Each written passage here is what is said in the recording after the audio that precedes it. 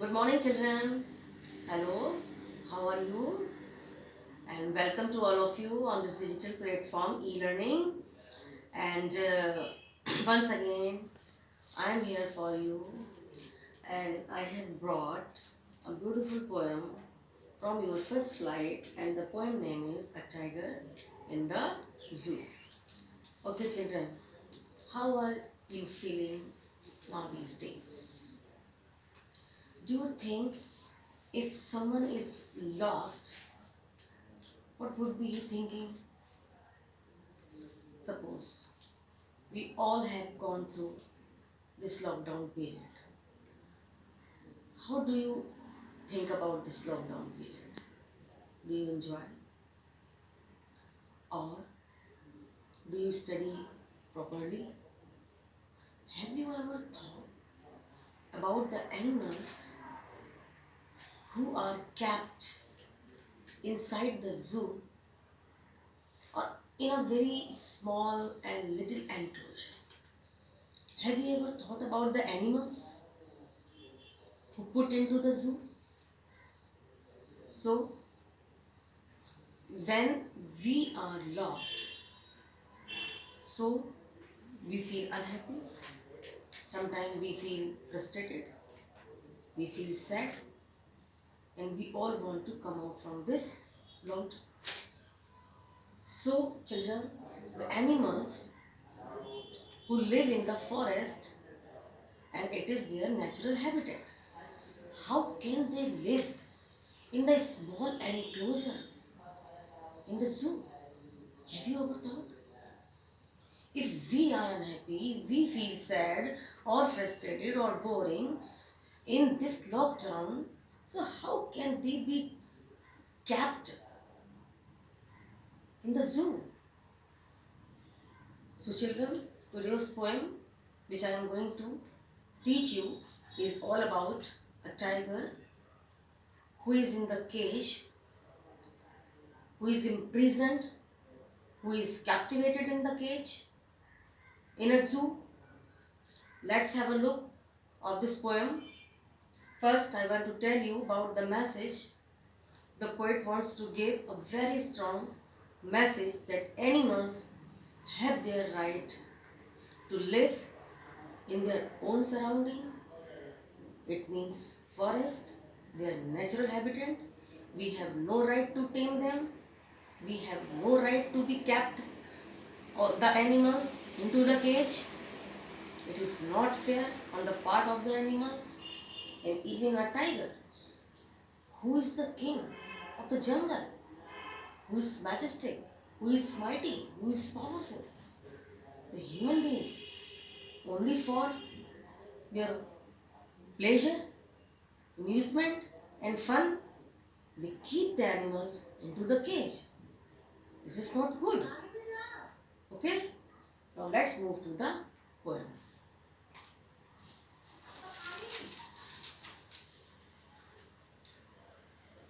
So, children, this is the first picture of the tiger who is kept in the zoo, and this poem contrasts a tiger in the zoo with the tiger in its natural habitat. The poem moves from the zoo to the jungle and back again to the zoo. Read the poem silently once at your home and say which stanzas speak about the tiger in the zoo and which ones speak about the tiger in the jungle. Here is the first stanza. He stalks in his vivid stripe the few steps of his cage on pads of velvet quiet in his quiet rage. So children, look, he stalks in his vivid stripes. Do you see the lines on his body? Stalks means follows, and vivid means bright, and stripes means lines. So this here is the description of the tiger who is in the zoo, a very small enclosure, and he is walking, he is moving up and down in the zoo, and he has bright lines on his skin. Okay, the few steps of his cage, the few steps. Why is he taking few steps? The reason is that he is, or the enclosure, which is very small, and so that's why he is taking the few steps. There is limited space for moving up and down for the tiger, so he is taking few steps. On pads of velvet, quiet. It means the tiger moves on his velvety pads. Okay, velvety means soft feet like velvet. Velvet is a fabric. In his quiet rage, look at this line. In his quiet rage, it means the tiger is full of anger, but he is quiet. Why? He is helpless. He tries to control his anger. He knows he cannot come out from the cage. So he is quiet but full of anger. He is ferocious, but he is helpless. He knows his boundaries, he knows his limitation. So in his quiet rage, he is taking few steps in his cage on pads of velvet, quiet. Next stanza. He should be lurking in shadow, sliding through the long grass near the water hole where plump deer pass. Look at this stanza, children. The poet feels pity on the condition of a tiger who is imprisoned. So to see an imprisoned tiger, the poet is sad, and he says that he should be lurking in shadow. To see the tiger, the poet says that zoo is not the right place for a tiger.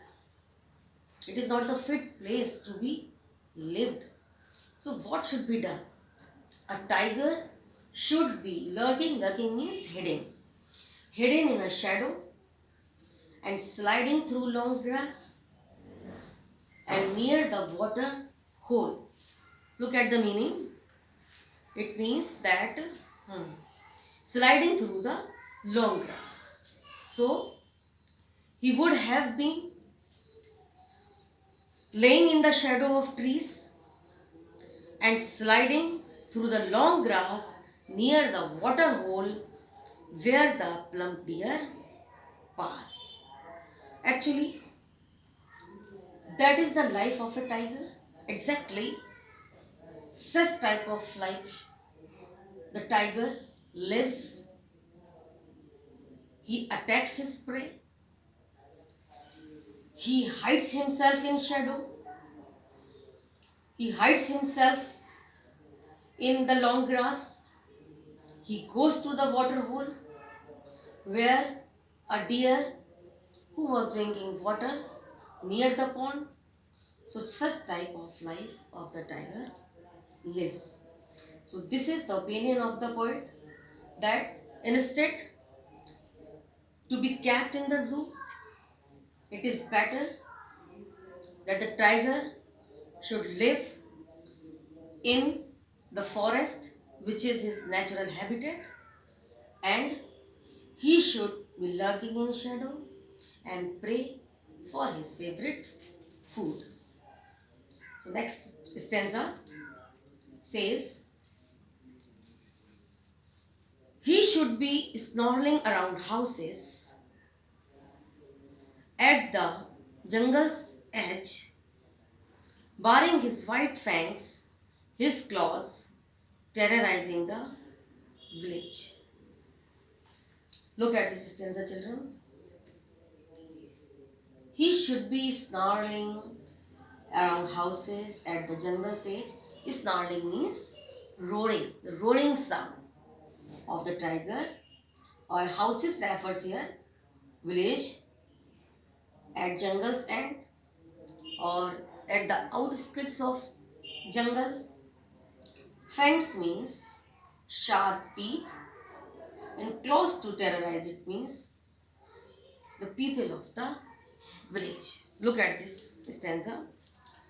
He should be snarling around houses. It means if the tiger had been freed, if he is not kept in the zoo, he would have snored around houses at the jungles as the houses which are located at the outskirts of the village.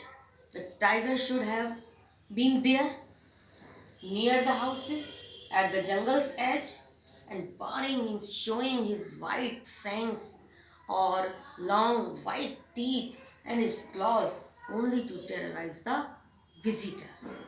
Fangs means sharp teeth, and it means showing, he would have been showing his white fangs, his claws to terrorize the villagers. Now, look at the next stanza. But he is locked in a concrete cell. This is the irony. His cell. So, children, he is locked in a concrete cell. Concrete means the building made of cement, material, cement and stone and brick. So, he is locked in a concrete cell.